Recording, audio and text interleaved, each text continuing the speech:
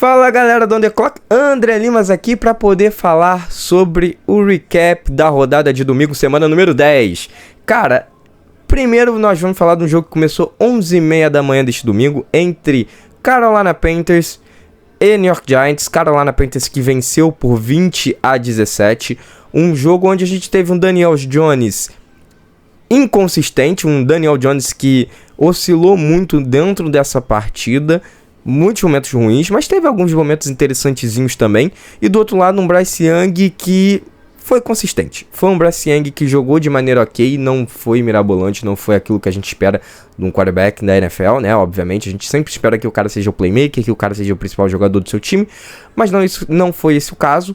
De toda maneira, ele tem um suporte de Chuba Hubbard, que foi, assim, o principal nome desse ataque na partida. Foi o cara que praticamente levou o ataque à pontuação, junto com o Ed Pineiro, que inclusive foi o nome desta vitória, né, acertando o field goal de 36 jardas no overtime, uma partida, lembrando que essa partida foi pro overtime.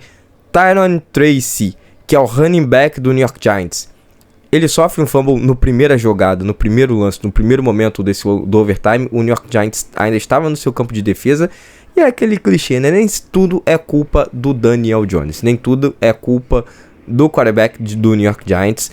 O Tracy, ele sofre o fumble que acaba ocasionando em 3 corridas seguidas do Carolina Panthers para deixar o Ed Pineiro numa ótima posição de chute e consegue a vitória.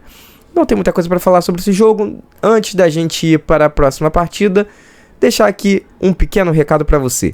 Se você ainda não segue o On The Clock, tanto no X ou Twitter, quanto no Instagram ou aqui no YouTube, cara, fica a recomendação. Também não se esqueça de curtir, comentar e compartilhar esse vídeo do recap dessa semana. Bom, dito isso tudo, vamos para o jogo número 2 deste domingo. Patriots 19, 3 Chicago Bears. Um jogo onde nós tivemos um Drake Maye fazendo uma partida ok, um Drake Maye com uma partida sólida, um Drake Maye com uma partida relativamente boa, dentro do possível. A gente também teve do outro lado, um Caleb Williams que sofreu contra a linha defensiva do New England Patriots. Um Caleb Williams que não teve paciência e tranquilidade o jogo inteiro, que o tempo inteiro estava sendo pressionado, foi sacado inúmeras vezes. Praticamente todos os passes dele na partida foram sob pressão, foram pouquíssimos passes que não tinham alguma pressão em cima dele, e com isso ele teve um jogo bem abaixo, um jogo bem ruim, um jogo que causou muitos problemas, até mesmo pro que a galera analisa sobre o Caleb Williams, sabe? Então a gente vai ver um Caleb Williams oscilante durante a temporada, como já aconteceu. Vai ter uma sequência de jogos difíceis. E do outro lado a gente tem o New England Patriots que, cara, quando ele enfrenta times nivelados por baixo, ou seja, times mais fracos, que não é o caso desse Chicago Bears, eles dominam. Quando ele enfrenta times que ele pode conseguir nivelar a partida, que é o caso desse Chicago Bears, eles conseguem. E nesse jogo eles dominaram o Chicago Bears. Nesse jogo eles fizeram de tudo que eles podiam fazer para vencer o Chicago Bears. Eu acho que tem muito do fator do Mayo, né, o Jared Mayo, ele ter falado algumas semanas atrás que esse era um time soft, que esse era um time fraco. E isso mexeu com os jogadores. O Usher foi embora, foi trocado, mas quem ficou tá tentando provar que não é bem assim. Mudou a mentalidade. É um time que vence, é um time que já não é lanterna de divisão, se eu não me engano. Deixou o New York Jets nessa posição porque os dois estão com o mesmo retrospecto. E é isso, tá? Bom, agora a gente vai para um jogo entre Buffalo Bills 30, Indianapolis Colts 20. Joe Flacco fez um jogo terrível. 3 interceptações, um fumble. Cara, assim, péssimo jogo do Joe Flacco. E poderia ter sido um péssimo jogo também do Josh Allen. 2 interceptações. Mas nem tudo é dito em interceptações e fumbles, né? Você pode conseguir fazer uma boa partida mesmo tendo turnovers. E, claro, quando eu digo uma boa partida, é uma partida ok, uma partida normal. Foi o caso de Josh Allen, ele conseguiu fazer com que esse time rendesse, conseguiu fazer com que esse time vencesse e conseguiu colocar o Tyler Bass em posições de field goal para fazer com que esse time vencesse. Como eu disse, ele não deu passe para TD. Tyler Bass foi o principal nome em pontuação. Também tem a pick six do Tyron Johnson, que, cara, foi crucial também para essa vitória. A gente vê um Buffalo Bills forte ofensivamente, forte defensivamente, com a cara de um time que pode sim chegar no Super Bowl e vencer. Semana após semana eles vão provando isso. Resta saber se isso vai ser somente na temporada regular ou se vai acontecer também nos playoffs, porque a gente já viu muitas vezes não só o Buffalo Bills, mas outras equipes terem esse processo, vamos dizer assim. Temporada regular ser um leão, temporada regular dominar adversários, temporada regular ser um time dominante. Chega nos playoffs, enfrenta um time do mesmo nível ou até mesmo um time mais fraco, mas que tem um plano de jogo muito bem pré-estabelecido e sofre. Vamos ver como que vai ser, mas por enquanto tudo indica que esse time seja muito competitivo na pós-temporada também. É um dos candidatos. Bom, passando para o próximo jogo, Minnesota Vikings 12-7 Jacksonville Jaguars. Assim, o pior jogo deste domingo. A gente pensou que o jogo de Londres seria ruim, o jogo de Londres ainda foi interessante, porque teve turnover para todos os lados, teve coisas legais. Esse jogo, especificamente falando, cara, Sam Darnold jogando mal, Mac Jones, que substituiu o Trevor Lawrence, que tá com uma lesão, jogou mal também. E assim, o time menos pior venceu. Basicamente foi isso. Cara, é incrível como o time do Minnesota Vikings ele decaiu muito depois que o Dallas Shaw se lesionou. O ataque ele parou de render. O ataque começou a ser um ataque muito oscilante ao ponto de fazer frente ao ataque de Jacksonville com o Mac Jones. Os dois ataques estavam nivelados por baixo. Isso é muito problemático. Isso é muito ruim. Isso é um... Cara, não tenho o que falar muito sobre esse jogo. É só desesperador. Foi desesperador para quem assistiu. É isso. E aí, bom, vamos para a próxima partida. Denver Broncos 14, Kansas City Chiefs 15. Cara, então, lembrando que esse vídeo tá sendo gravado durante o Sunday Night, tá? Por isso que tá passando moto, tem uma galera gritando aí, mas enfim, voltando. Bom, um jogo onde o Léo Chanel vence praticamente, né? Claro, o jogo não tem somente esse frame, tem outros fatores, mas o field goal bloqueado pelo Chanel, que é linebacker e joga também no Special Teams, foi crucial para a vitória de Kansas. Cara, o Will Lutz, ele tinha tudo para vencer o jogo, ele simplesmente aparece o corpo do Chanel na frente e bate na bola. É isso. Eu tentei achar que a palavra é correta, mas era isso. Bom, dito isso tudo, a gente tem um Patrick Mahomes que também não vem jogando bem, semana após semana, não vem fazendo um bom trabalho. Nesse jogo ele de novo mostra indícios que tá lesionado também. Isso é um fator interessante pra gente considerar na temporada, tá?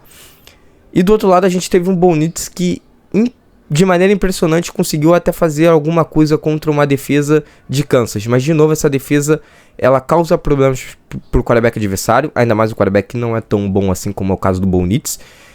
Consegue, vamos dizer assim, parar literalmente o ataque adversário. Eles conseguem dominar o ataque adversário e traz a vitória para casa de novo. E isso vai fazendo com que Kansas vai se mantendo invicto durante a temporada.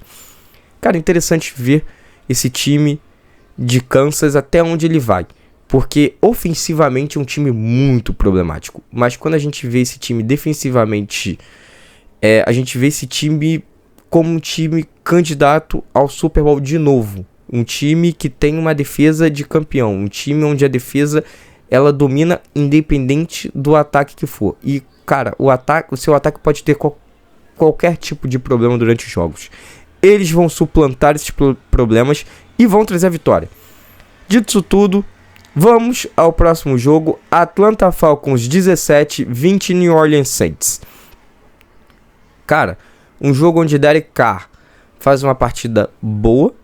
Um jogo onde o Kirk Cousins, ele, assim, tem um jogo muito regular. Um jogo muito regular.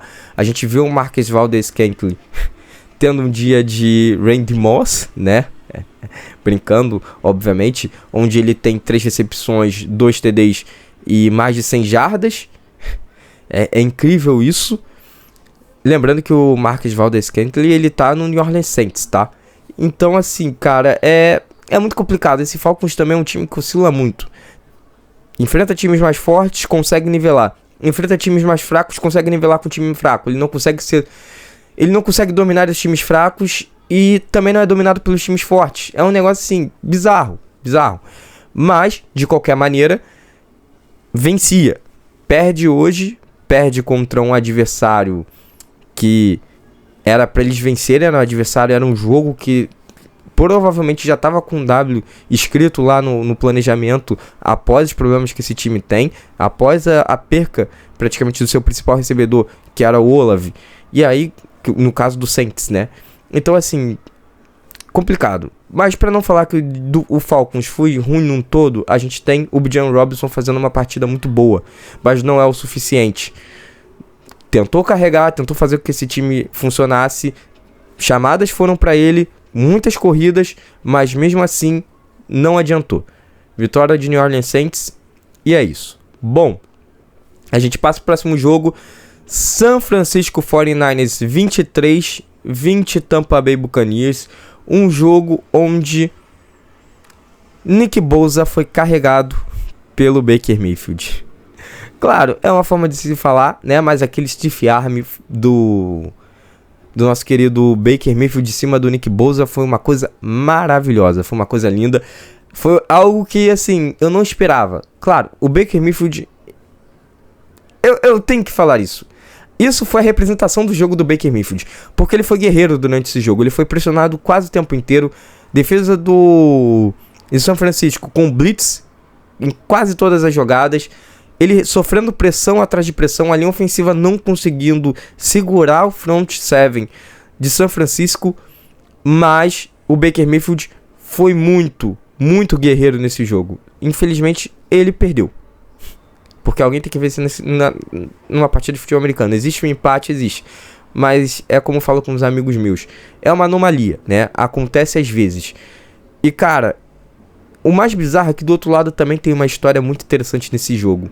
Eu não estou falando nem do Brock Purdy, que fez uma partida relativamente irregular, relativamente ok. Não foi nada mirabolante, também não foi nada ruim. Teve seus momentos bons, teve seus momentos ruins na partida, mas o nome do outro lado foi Jake Moody, que foi xingado por todo mundo, torcedor de São Francisco, vaiado. A galera estava colocando ele como culpado de uma possível derrota. Ele que errou 3 field goals na partida para acertar o field goal no final do jogo. O field goal que dá a vitória. Cara, é incrível como é o futebol americano, né? O cara simplesmente erra field goals atrás de field goals durante o jogo e consegue decidir no final tendo tranquilidade de cabeça e mental, principalmente. Sangue frio. Mas principalmente ser resiliente, né? Essa é a palavra certa, ele ser resiliente dele acertar no final. A gente vê o São Francisco com uma defesa que tem problemas. O Baker Mayfield sem recebedores praticamente, só com o Cade Otton, consegue ainda fazer alguma coisa contra essa defesa. Rachaad White também consegue recepcionar bem, correr bem não tanto, porque a linha ofensiva não estava abrindo seus gaps, mas ainda assim os passes no White funcionaram muito bem. E ele foi praticamente o principal recebedor do time, pra você ter uma noção. Porque o Baker Mayfield ele estava pressionado o tempo inteiro, então ele tinha que achar o passe nesse check down. Dito isso tudo, a gente do outro lado vê um São Francisco que vence, não convence, precisa consertar inúmeras coisas. O play calling ofensivo do Kyle Shanahan não está bom, tá problemático, tá deixando o Brock Purdy em situações desconfortáveis. E o Brock Purdy não consegue sair desse buraco, né? Que é colocado nele por conta do Kyle Shanahan. O Kyle Shanahan empurra ele nesse buraco com as chamadas e ele não consegue sair disso. E é isso, tá? Mas vamos pro próximo jogo. Pittsburgh Steelers 28-27, o Washington Commanders. Cara, um jogo emocionante, um jogo que teve virada pra cá, virada pra lá. Um jogo onde os dois quarterbacks jogaram muito bem, mas eu tenho que falar sobre Russell Wilson. Russell Wilson e Arthur Smith, para ser mais específico. Para quem não sabe, o Arthur Smith é o coordenador ofensivo de Pittsburgh Steelers. Eu falo muito até no meu perfil pessoal sobre isso. E cara, era um casamento que tinha tudo para dar certo.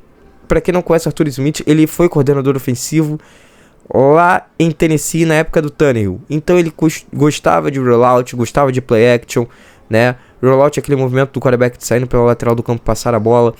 Ele gostava muito disso. E é uma coisa que o Russell Wilson fazia nos seus tempos áureos lá em Seattle. Que o Russell Wilson fazia até demais. Que o Russell Wilson se sentia confortável em fazer isso. E ele está confortável nesse ataque. Ah, mas o Russell Wilson acertou metade dos passes no jogo. Sim, até porque a defesa do Washington Commanders não é uma defesa ruim. É uma defesa boa até. É uma defesa bem estruturada. É uma defesa que é bem chamada. Mas o Russell Wilson, ainda assim que tem acertado metade dos seus passes, todos foram passes seguros. Todos foram passes com a janela perfeita no seu recebedor. Todos foram passes em que a bola chegou corretamente na mão do seu recebedor e ele teve a tranquilidade de pegar. E isso que é o importante. Passes que ele errou, muitas das vezes foram passes pressionados. E cara, Mike Williams trocado essa semana pelo New York Jets, não vinha jogando bem em New York e conseguiu fazer uma boa partida. Do outro lado a gente tem o Washington Commanders, que também suplantou essa defesa difícil, uma defesa forte, uma defesa que vem chamando muita atenção de Pittsburgh, uma defesa que pressiona muito bem, uma defesa onde o Watt não deu tranquilidade ao Daniels. O Daniels o tempo inteiro teve que dar passe pressionado, teve que sair do pocket, também não teve aquela partida mirabolante, mas dentro das possibilidades que poderiam, porque poderia ter sido um jogo terrível. Ele conseguiu fazer um bom jogo, ao ponto de deixar o time a 10 pontos de diferença do Pittsburgh, né? Teve um momento que estava 24-14, mas Pittsburgh conseguiu vencer e é isso. Bom, e aí vamos para o segundo horário. A segunda leva de jogos, que nós começamos com Tennessee Titans 17, Los Angeles Chargers 27. Um jogo onde o Chargers de novo joga da maneira pragmática. De novo consegue dominar o time adversário. E de novo ganha nas trincheiras. É isso. O Justin Herbert não precisa mais passar 60 vezes numa partida para vencer. Porque o jogo terrestre funciona. Porque a sua defesa, ela é dominante. E, cara, de novo essa defesa traz a vitória para casa e o ataque somente executa. O ataque, ele não precisa ser o principal nome do time. Ele não precisa ser a estrela do time. Ele não precisa ser a unidade vencedora. A defesa também existe para isso. E quando você tem uma defesa que é sólida, uma defesa forte, uma defesa que domina, uma defesa física, uma defesa que causa problemas para o time adversário, que é essa defesa do Chargers, é tudo que você quer. E quando você tem um ataque competente, que vai lá e consegue fazer o que você quer, e consegue pontuar, e consegue trazer tranquilidade para o seu time, é a combinação perfeita do Chargers. E é por isso que o Chargers dominou o time como um todo do Tennessee. O Will Levis não fez uma partida ruim. O Will Levis não teve nem interceptação nesse jogo. O Will Levis se sentiu ameaçado pela presença do Mason Rudolph não jogando tão mal assim. Não foi o que você espera, mas também não jogou tão mal assim, né? Conseguiu jogar melhor do que estava jogando o Will Levis, o que também não é uma tarefa muito difícil. Mas o Will Levis conseguiu fazer o que dava. O jogo terrestre foi dominado. Pollard não conseguiu correr. TJ Spears não conseguiu correr. E é isso. Outra coisa, quando eu digo que o Will Levis teve um jogo bom, é dentro das limitações. É dentro do que ele conseguiu fazer. Porque ele foi sacado inúmeras vezes. Ele teve que soltar essa bola rápida inúmeras vezes. Mas ainda assim, ele não comprometeu o jogo. Isso é importante. Mas do outro lado tinha um Chargers que tá um time fortíssimo. E é um time que a gente já deveria estar há muito tempo observando e olhando com bons olhos, tá? Porque é um time que é a tendência que chegue nos playoffs e cause problemas em times que são oscilantes. Próximo jogo, Dallas Cowboys 34, Philadelphia Eagles 6. Cooper Rush não tem a mínima condição, Cooper Rush. Trey Lance entra no terceiro quarto. Trey Lance que, assim, já estava 22 pontos atrás, também não consigo fazer absolutamente nada. Essa briga para ser o quarterback titular, porque provavelmente o Dak Prescott vai ficar fora da temporada. Pelo que eu vi, a tendência é essa, né? Ele vai passar por cirurgia e não volta mais em 2024, né? Porque esse time não vai para os playoffs. Acabou a temporada do Dallas. E assim, o torcedor do Dallas, eu só tenho uma coisa para falar para vocês. Talvez é melhor vocês começarem a ter medo, porque isso pode ser uma possível passada de pano pro Mike McCarthy ficar pra próxima temporada. Eu espero que não, pelo bem da NFL. A gente quer ver jogos bons, a gente quer ver times competitivos, porque o Dallas Cowboys, ele não é nada competitivo, ele não é nada vistoso. Esse time é muito feio de ver jogar, é muito ruim.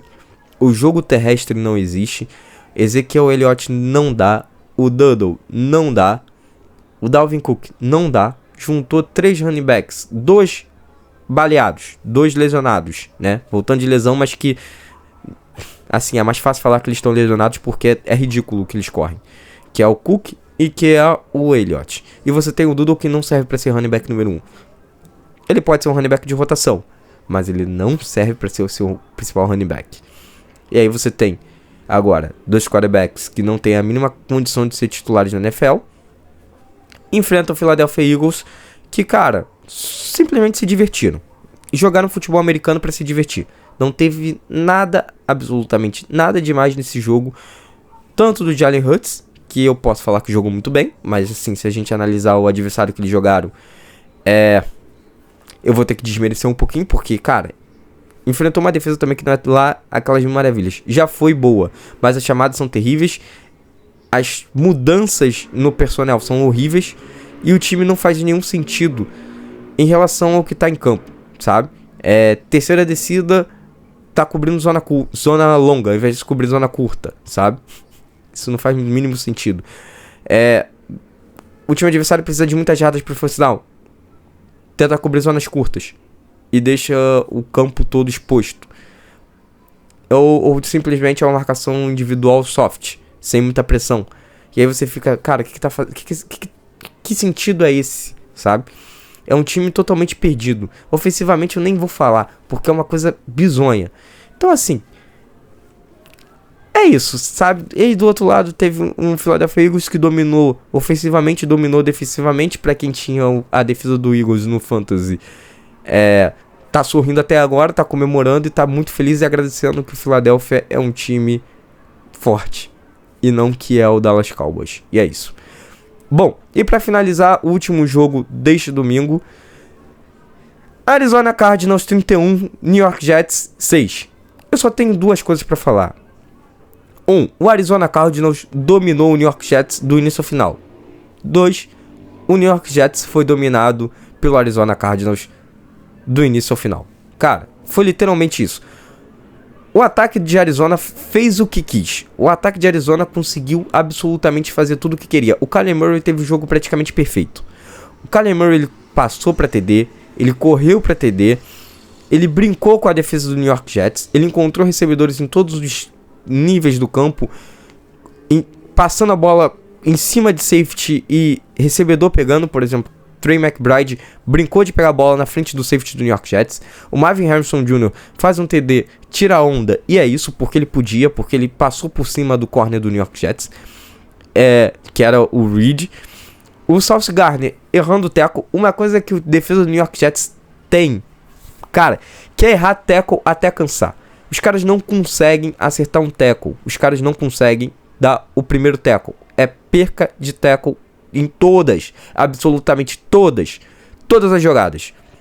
Eles só conseguem quando é sack. E mesmo assim é quando eles vêm, como aconteceu em um momento com o Quincy Williams, que é irmão do Keenan Williams, linebacker, ele basicamente vai pra cima do nosso querido Kyler Murray e consegue um sack que até o helmet do Kyler Murray sai.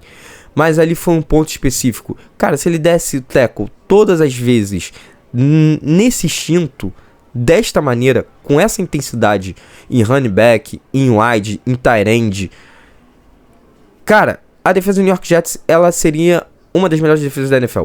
E não é mais. Esse negócio de falar sobre essa defesa do New York Jets é uma das melhores da NFL, esquece. Ah, mas estatisticamente é. Só que estatisticamente é muito diferente do que acontece em campo. É bizarro. É bizarro o que acontece com essa defesa.